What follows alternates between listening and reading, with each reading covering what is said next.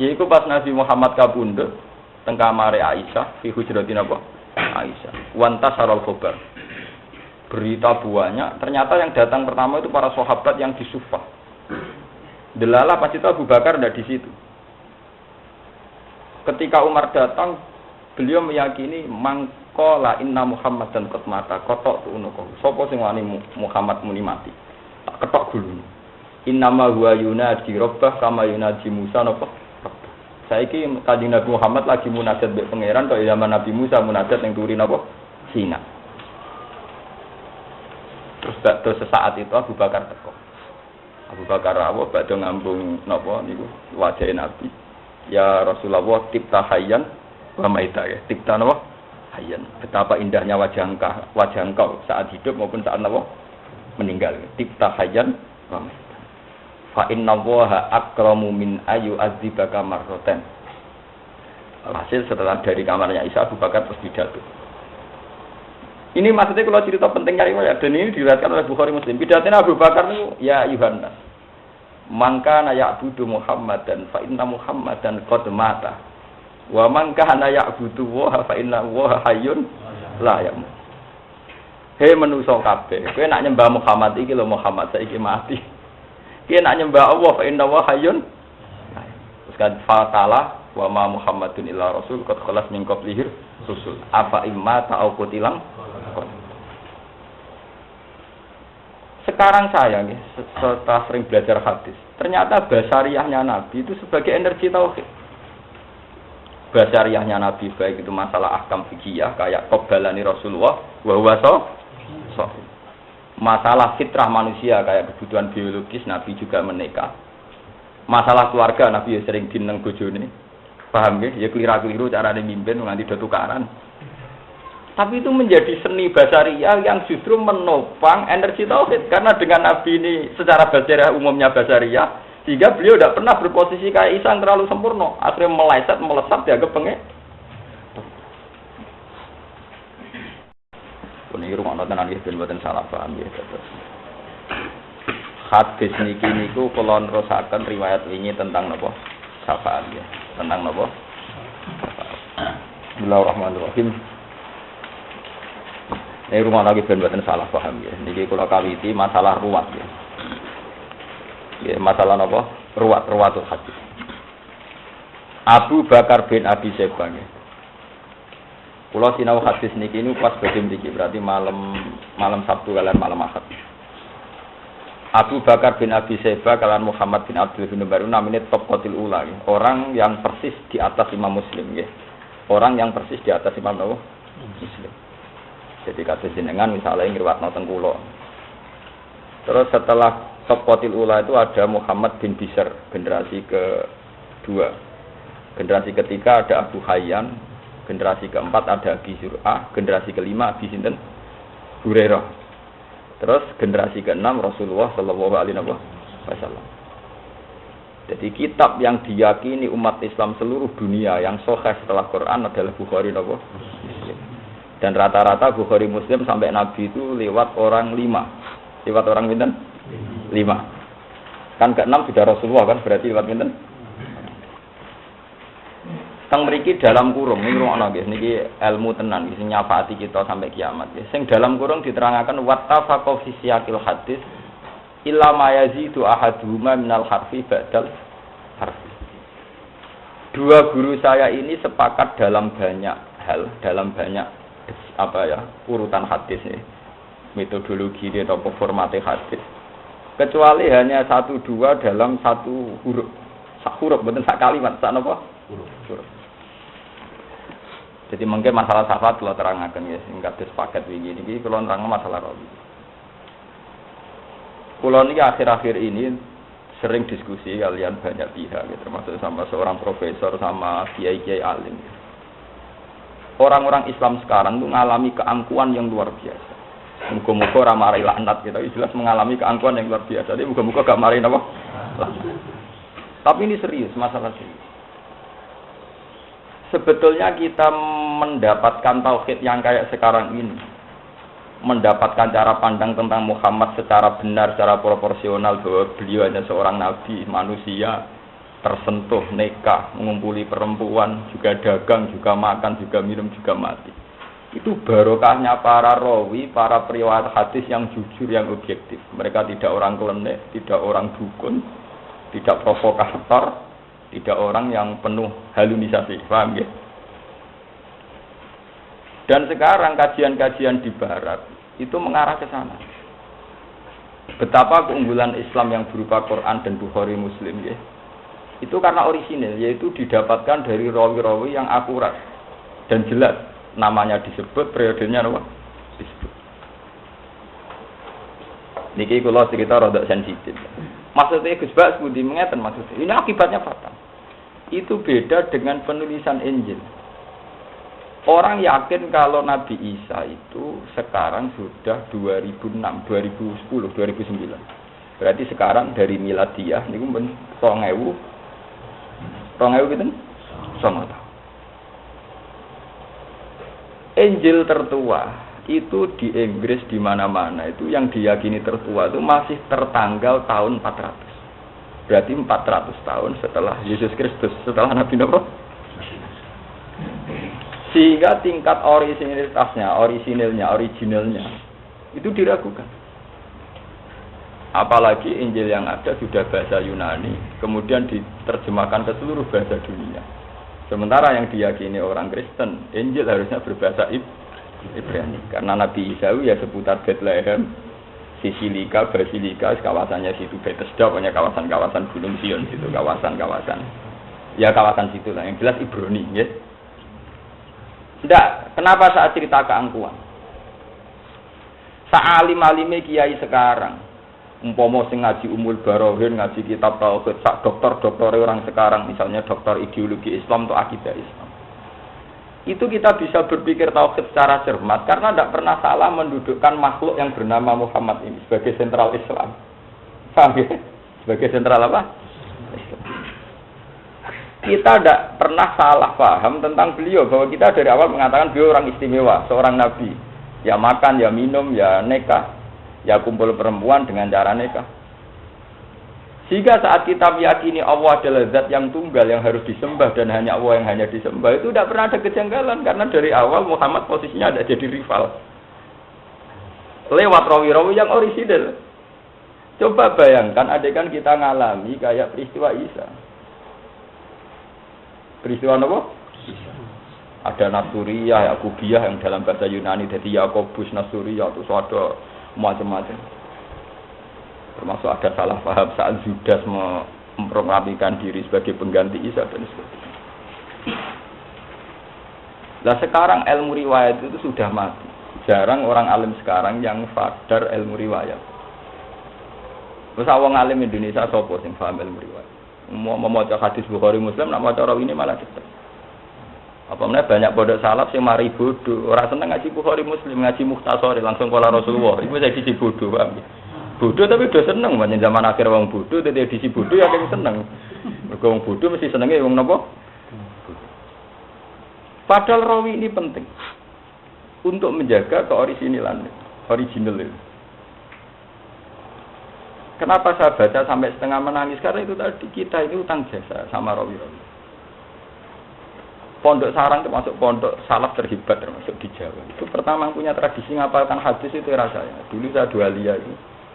Pertama yang mentradisikan ngapalkan hadis itu era saya. Dia dan saya memang yang memulai. Karena saya punya hitung-hitungan itu tadi. Ini kalau ceritakan. Tapi nanti kalau orang-orang alim kayak saya itu mati, itu Islam akan dikuasai wong klenik. Dan itu bahaya. Karena yang paling mudah menguasai Islam itu wong klenik. Mergo jaduk, dahsyat, hebat, hibah. Sementara wong fikih drengki haram. Jadi gak menarik, wong fikih gak menarik. Wong klenik ora tau muni haram, wiridane muandi cos. Sawong iso maca Bujeromi anak kon ngumpulno wong kok Ustaz Haryono mbuh menang ndi. Wong nek juadeng nambani jarak dekat, jarak jauh iso kabeh. Sementara wong fikih nek ana wong lara ora siap. Senenge muni haram daripada nambani ada muni napa? Haram. Kadang malah nuduh mesti kafara itu sampe dhisik-dhisik mulane lora lo. Sementara tobib ora usah monis, jumpa jam plus mari ora piye ora menarik. Nah, Artinya saat si tabib ini kemudian memfatwakan satu hukum, bagi orang awam tentu lebih menarik ini karena dianggap lebih punya otoritas mengklaim dekat Allah. Timbang sumuni haram halal ngobos terus. Mulane kula nak sinau hadis rata-rata setengah 4 pagi. Yen kula nak tangi jam setengah 4. Wong kula ulama dadi angger tangi yo terus niku nggih kopi. Ini jujur. Ora mboten nate adu tuh, jarang. Padahal nggih kopi wudu terus sinau. Mungkin ampun badhe subuh ini lebih salat 2 rakaat cepet. Kula istighfar rapati mandi. Tapi sinau kula mesti sinau biyen kula sinau Bukhari Muslim jam setengah 4. Ndak niku kula cerita. Andai kan dari awal itu riwayat kita tentang sosok yang bernama Muhammad itu salah, maka kita akan mengalami kayak tragedi Kristiani, di mana memposisikan Isa sampai kayak Tuhan atau anak Tuhan atau Roh Kudus atau apa saja, sehingga kita punya kemelesetan atau kefatalan tahu. Tapi gara-gara para rawi sing objektif, meskipun kita tidak siap kadang, tapi Nabi Muhammad itu selamat dari manusia. Riwayat Nabi Muhammad itu ada yang bener, ada masalah basariah. Ada santri khusyuk zaman era sahabat. Nah poso mau ngambung bojone. Saking khusyuk, poso-poso kok ngambung, cek ra kuwate ngem. Udah mau be Aisyah. Riwayatnya jorok cara santri ra siap, cara santri khusyuk ra siap. Qabalani Rasulullah wa ana napa? Sok khusyuk ra gelem ngambung bojo. Aku diambung Nabi jelas Nabi pasti pas poso. Qabalani Rasulullah wa ana napa? Sok. Cara santri itu agak siap. Mau riwayat Nabi ini urusan abung-abungan. Kowe riwayat kiaimu abung-abungan ora pantes iku Nabi. Diriwayat qabalane Rasulullah wa ana apa? Tapi kamu harus ingat, edisi Nabi Muhammad adalah edisi setelah kecelakaan tauhid, di mana Isa terlalu khusyuk malah diposesikno kayak pangeran atau anaknya pangeran. Artinya Basariyah ini menolong sekali sebagai pondasi tauhid. Lah saiki ana kiai jatuh ora siap. Aku lho siap. Kula nu mau ora kadung ngalim niku jatuh siap. Mari nek aku jatuh sing mulang liyane rawan sesat, madane kula terpaksa gak jatuh niku. Tapi terpaksa niku napa? Sakjane secara tauhid aman jatuh. Paham? Jadi rasa jatuh, rasa mulya ku alhamdulillah, artinya selamat sampean berarti. Paham nggih? Ora usah jatuh kok ora mulya ku alhamdulillah.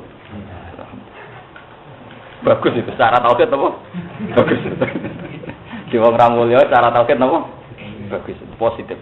Orang-orang yang banyak kasus, banyak tragedi, banyak masalah itu bagus. Secara tauhid napa? Bagus. Banyak riwayat-riwayat yang begitu. Bahkan saat banyak sahabat karena ingin akhiratnya selamat, kemudian puasa, kemudian wisol, poso terus. Nabi cara ngandani itu lucu. Inilah atqakum lillah wa akhsyakum lillah wa a'lamakum billah ghaira anni asumu wa uftir wa atazawwajun nisa. Aku wong paling roh pangeran, paling takwa. Ewa semono ya kawin. Malah contone ghaira anni ya asumu wa uftir wa atazawwajun. Aku ya gelem kawin. Ternyata guyonan-guyonan Nabi tentang Basariyah itu luar biasa punya dampak tauhid. Akhirnya Nabi wafat dan saat itu happy endingnya Nabi hanya diyakini manusia sempurna, insan kamil. Allah tetap di atas.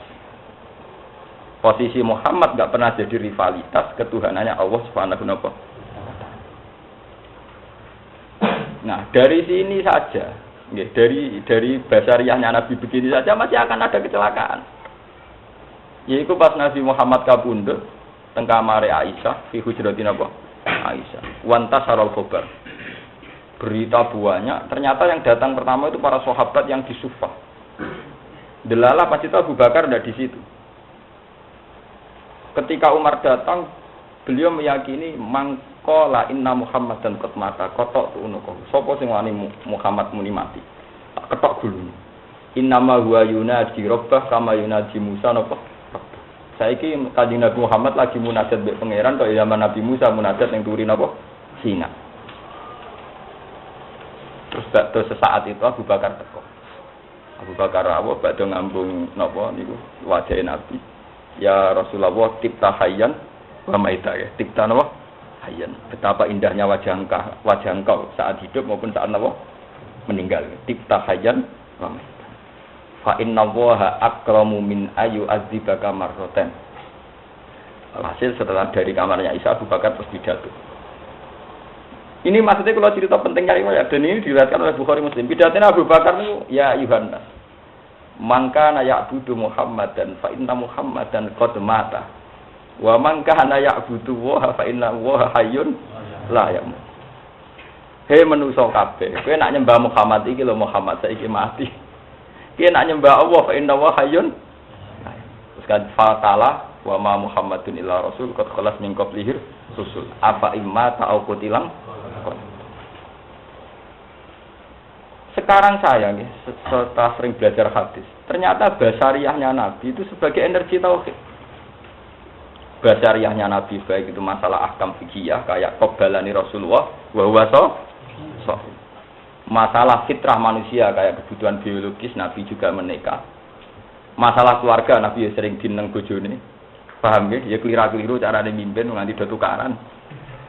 Tapi itu menjadi seni basariyah yang justru menopang energi tauhid karena dengan Nabi ini secara basariyah umumnya basariyah sehingga beliau tidak pernah berposisi kayak Isa yang terlalu sempurna, akhirnya melesat dianggap pengek. Nah, repotnya umat Islam karena keangkuhannya sekarang itu banyak yang begitu. Cara meyakini wali idolanya atau tokoh idolanya. Soale wong kene meyakini misal ben Rukin wis tuwek iso tak watuk bumi ning Wonosobo ya Rukin. Sekali mati mbah bumi. Rukin mati ora apa-apa blas. Tapi itu berlebihan ngormati Rukin nganti darani patoke napa? Bumi. Tapi itu di kita kan sering begitu. Kalau sudah mengidolakan orang, pokoknya patoke bumi karek mbah iki. Nah, sawono iku bumi ra karu-karu. Malah nek ono malah ra karu-karu. Mergo ge problem tauhid, ge problem napa?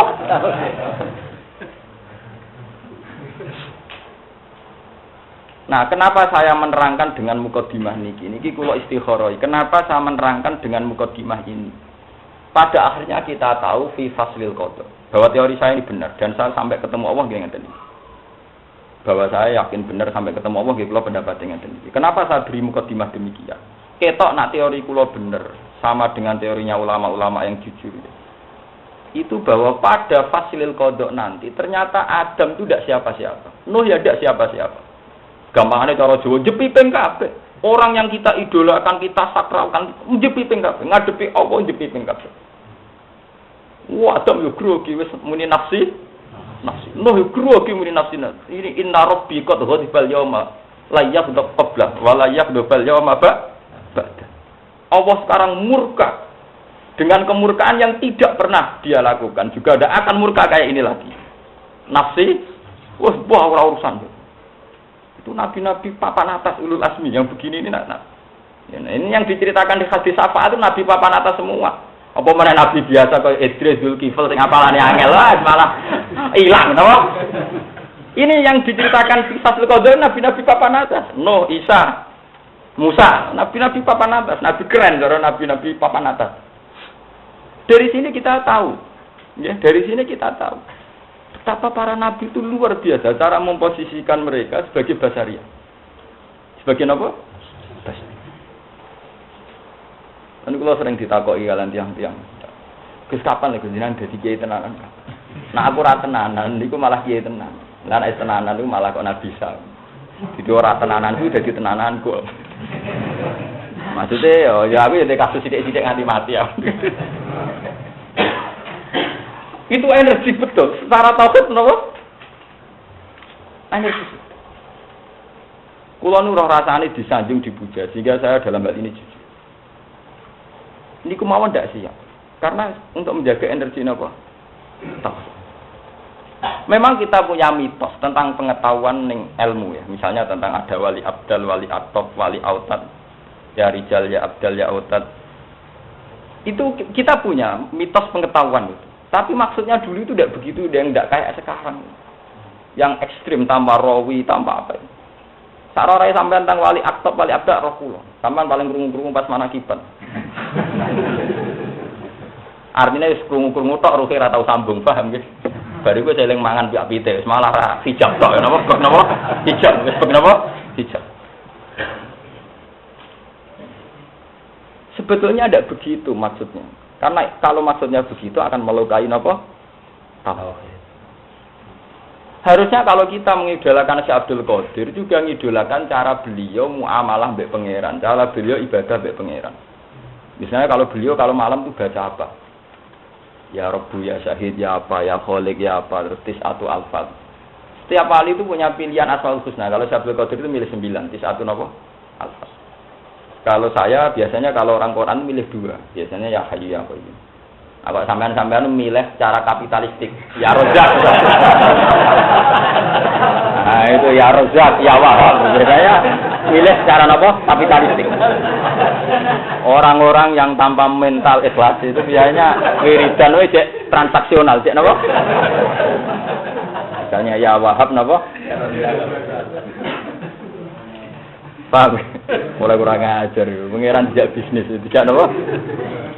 Tidak ini sing duwe kakian tingkah, ngajakno proposal yang pengen. Paham? Padahal dari wiridan para wali ini kelihatan sekali bahwa beliau ini memposisikan diri hanya miskola dzarrah. Mau koyok sak wiji sawi, atau koyok sak semut ireng, sanging cili. Misalnya ya Rabbu ya Mukhid ya Syahid, Ar-Rabbu Syahid. Kalau Abdul Qadir yang paling diucapkan tuh Al-Mukhid, Ar-Rabbu Syahid. Kalau kayak Ibnu Abbas, Nabi Khidir paling sering ya Hayyu ya Qayyum. Saya ya Hayyu ya Qayyum.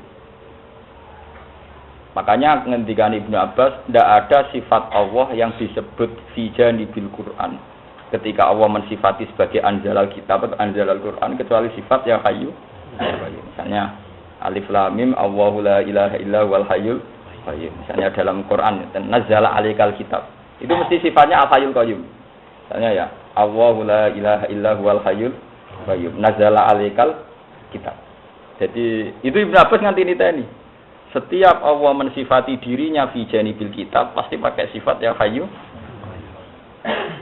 Tapi sing memahami ya hayyu qayyum wong sing wis usul tok, sing wis makome dhuwur.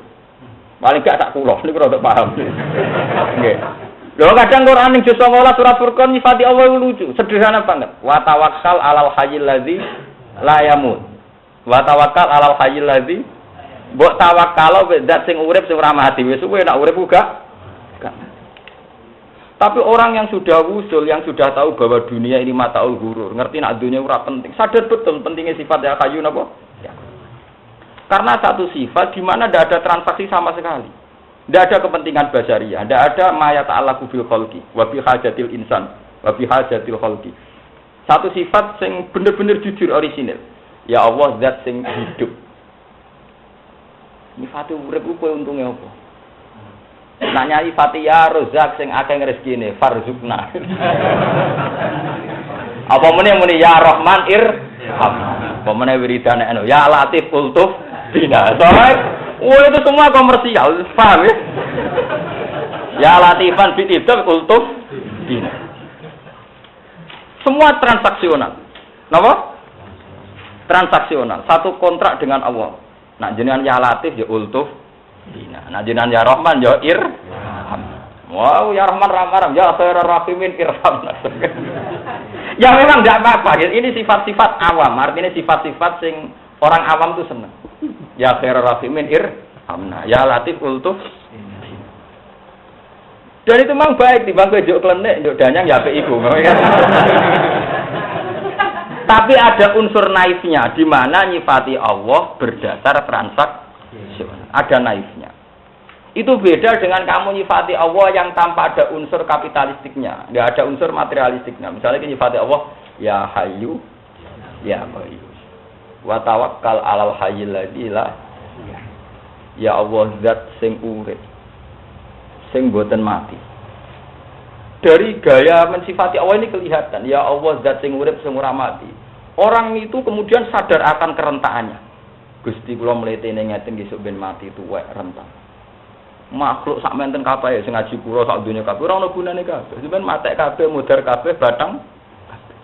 Artinya apa? Dalam diri seorang wali ketika ngendikan ya Hayyu ya Qayyum itu penuh bimahamidah, penuh dengan puji. Hanya engkau yang hidup. Gusti kula delengkas mati, makhluk kabeh mati. Sing kula jek istighosah masal niki nggih mati kabeh tapi mawon. Bae nganggo sistem besar-besaran nggih mati kabeh. Tapi kadang ana wong gamuk. Lah tapi nak murtad-murtad itu kata sing kenal kula, rata-rata mek kula hormati, nek kula sing ngomong ora tersinggung, malah kata sing kanca kula. Tapi jadi murtad-murtad rata-rata nak urusan tauhid ngaji mek kula. Tapi nak tak warini ku tetep siap, aja ngono Gus sing apik namun.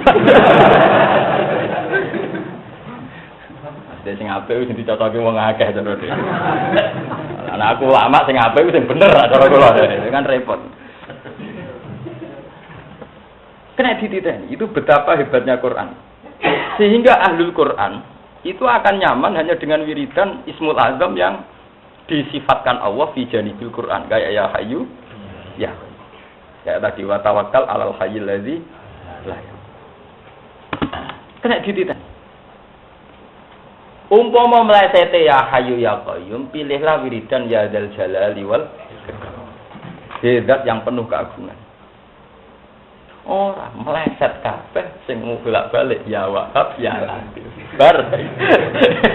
Untuk tidak lah ya khair rahimin Memang enggak apa-apa, tapi sebetulnya frekuensi ini harus lebih sedikit dibanding sing khas sifatnya Allah. Misalnya muni ya Latifu ping 10, nah ya Hayyu ya Qayyum ping 100. Ya bandingane itu 1, piro. Ora kok ya Latifu pirang-pirang ya Hayyu malah janggal. Untungnya apa aku muni sifat Allah ya Hayyu. Ini kecelakaan, ya, napa-napa. Tapi emang tidak apa-apa, makomnya begitu mau apa? Kelasnya begitu. Tapi kita dilatih sama Rasulullah untuk milih sifat-sifat yang tidak transaksional. Coba sampean lihat sifat-sifatnya Allah yang kita dilatih Nabi Muhammad saat sholat. Misalnya saat sholat kita pas rukuk subhana rabbiyal azimi wa bihamdi. Zat sing agung lan sing maha layak dipuji. Enggak bareng itidal ya Rabbana lakal hamdu mil'us samawati wa mil'ul. Enggak sujud ya subhana rabbiyal a'la. Lah saiki sapa sing ngajari produksi ya Latif ya Rahman ayo. Ajarane sapa? Itu udah ajaran yang sering diutarakan Nabi Muhammad. Memang tidak salah, kalau salahnya tidak. Tapi kita akan selalu terbiasa hubungan ibu Allah ora ikhlas. Nak ngono mbok terus-terusno terbiasa hubungan transaksi. Makanya itu kita baca terus, panjang tren wiridan kita begitu. Tapi frekuensinya dikurangi, paham ya? Coba kaji ini volumenya apa? Dikurangi, ya? Porsinya apa? Pun kalau terusakan. Dengan paham tauhid kayak tadi, lewat riwayat yang sahihah, maka posisi para nabi ini kelihatan sekali. Ternyata beliau-beliau itu kecil sekali di hadapan Tuhan. Sampai Nabi Adam, Nabi Nuh yang kayak begitu gelarnya, ngendikan saiki Allah lagi duka inna rabbi qad ghadibal yauma ghadban la yakhdubal yauma mislah wa la yakhdubal yauma ba nafsi cilik jepiping Nabi Muhammad Nabi Nuh Nabi Ibrahim jepiping pas fasil qadha sehingga ketika dimohon syafaat ngendikan nafsi lalu riwayat ini saja sudah kelihatan. Kenapa sekarang banyak orang yang seakan-akan memproklamirkan diri sebagai wong sing nyafaati ning gone dina fasilil apa? Kena gak dijazah iki ning orang-orang bingung ora ono sing gandeng. Maten napa? Sing bingung wonten kula tak wah nggih jenenge bingung. Wong nabi mawon saat ini dipimpin sedang dan fasilil apa? Malah kula nu syukur sekali dengan pemahaman ini. Kula nu setiap saat kula nak ndonga ya Allah, kula nu setiap saat nak jenengan penting pun ikhlas asal kula jenengan tekdir kampanye ilmu sing nguntungno Nabi Muhammad secara basariah. Ilmu iku ya aneh, tapi kula yakin mari selamat. Aneh ora sementing napa salah. Ternyata yang menyelamatkan Nabi Muhammad itu justru riwayat-riwayat yang khas basariah. Termasuk riwayatnya Aisyah, qabbalani Rasulullah wa huwa napa? Nabi ngambung aku padahal beliau poso. Lho teng mriki nggih sami. Iki cerita syafaat, cerita paling sakral. Ana Sayyidun Nas iku di ngendikane Nabi pas mangan daging. Lha pasien Nabi ngendikan pas apa? Pas dihadiahi sampel pas napa? Dah. Pas kalian dahar mboten. Ah kita mboten ape ngomong sakral wis jubahan minyakan ben tambah jos sakrale ben tambah napa? Mana ana dukun mandi karek desene. Sawangane rata wadus omahe pinggir kali mlebune wangel. Ojek ra iso, mobil ra iso, mesti kesane man. Nabi. Karena aura itu menolong, paham nggih? Aku pasti tenan ora, pokoke desaine ngoten niku meyakinkan. Nah, saya sampean kiai mlidit ning arepe ana BMB, pagere wapi. Pemene mlebu pertama omahe kita ana parabola, sanes ngobos, paham nggih? Tawangane napa? Padahal iso wae wali tenan. Mergo dekat basaria, iso wae niku wali tenan, mergo ngetokno bahasa. Ya iso wae ra tenan, kira tak keberatan. Ya ada keberatan iso ora tenan, maksudnya potensinya sama, potensinya apa? Nah. Oh terus kowe keberatan. Misalnya wali tenan nggawa HP loro apa meneh gawe apa MP3 ya wong mesti ra ngarah yakin nek wali. Padahal iso wae wali.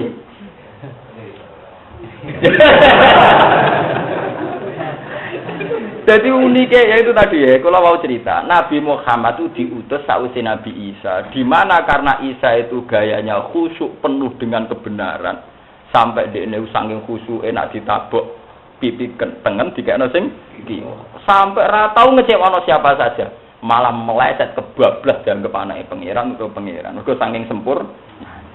Nabi Muhammad trauma dengan itu, cara dakwah malah disifati al-arad al-basah. Termasuk teng riwayat niki. Wong ngendika tentang ana sayyidun nas kok pas sampai dahar napa? Sambil wedhus. Lho niki riwayat lho niki mboten gawean kula. Pas sampai dahar. Kayak apa? Biar unsur basariannya kental, biar unsur napa? Basar. Kalau kadang diprotes, Gus jenengan ngaji kok malah jarang ketunan. Kowe nak ngajak bantah-bantah ora menang. Nak kok tak jawab, Pak. Jadi sering dulu itu Nabi kalau ngendikan sakral, malah suasananya ada sakral. Yaitu tadi untuk menopang khasat bahasa basariah. Termasuk niki ngendikan Sayyidun Nas pas dahar napa? Lah nek sampean tak jamin ra usah ketok basare, wis kemenusan. Oh, kowe ambek dhewe jobane kemenusan ora ora wandi. Kowe wis maca wae kemenusan. Napa meneh ora malah bar, napa? Paham ya? Malah napa? Bar. Jadi rasa tiru musim iki tetep maca gak apa-apa. Wah, bar tenan. Iya. Kiai ra keramat mulang ra sopan tutup sing ngaji. Cara keramat ya orang-orang tutup, maksudnya wis sampun. Basariahnya dia itu malah mendekatkan kepada Allah Subhanahu wa ta'ala. Subhanallah wa bihamdihi adada khalqihi wa ridha nafsihi wa zinata arsyihi wa midada kalimatihi. Subhanallah wa bihamdihi adada khalqihi wa ridha nafsihi wa zinata arsyihi wa midada kalimatihi. Subhanallah wa bihamdihi adada khalqihi wa ridha nafsihi wa zinata arsyihi wa midada kalimatihi. Subhanallah wa bihamdihi adada khalqihi wa ridha nafsihi wa zinata arsyihi wa midada kalimatihi. Subhanallah wa bihamdihi adada khalqihi wa ridha nafsihi wa zinata arsyihi wa midada kalimatihi. Subhanallah wa bihamdihi adada khalqihi wa ridha nafsihi